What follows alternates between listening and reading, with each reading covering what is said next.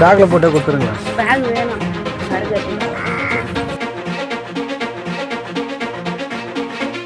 பரபரப்பான பிரதான சாலையில் 24 மணி நேரமும் பெண்களால் நடத்தப்படும் கள்ளச்சந்தையில் மது விற்பனை ஜோர்.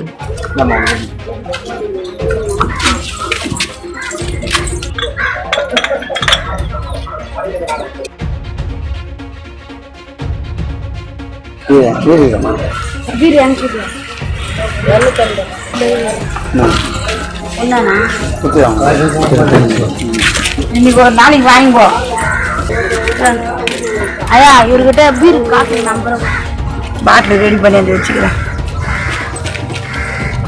ஏமா நீங்களாம் பெண்களாமா அப்படின்னு அக்கம் பக்கத்தினர் சொன்னாலும் அதையும் காதில் போட்டுக் கொள்ளாமல் தன் வேலையை கவனித்துக் கொண்டிருக்கும் பெண்கள் தங்கு தடையின்றி கள்ளச்சந்தையில் மது விற்பனை செய்யும் வீடியோ காட்சியால் பெரும் பரபரப்பு.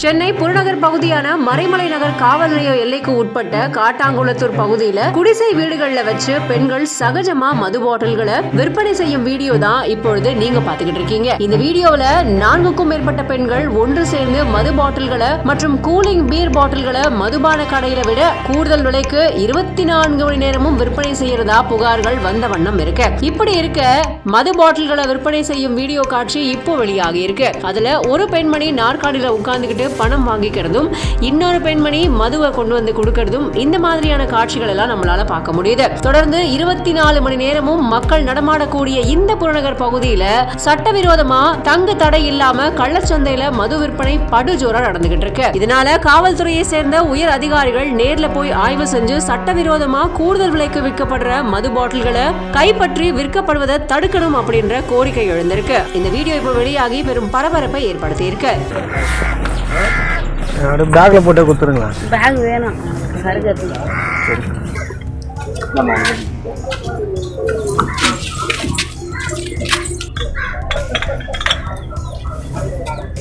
அம்மா இந்த கடை இருக்கிறாங்க.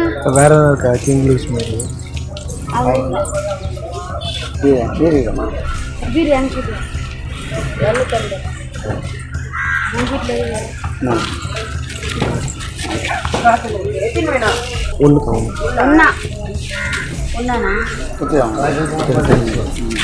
இன்னைக்கு ஒரு நாளைக்கு வாங்கிப்போ.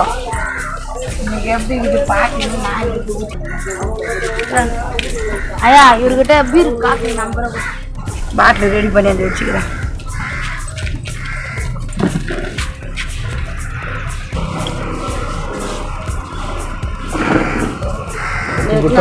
அந்த கறி சரிக்கா கட்டிங் குத்தாதானே குடிக்கிறாங்க.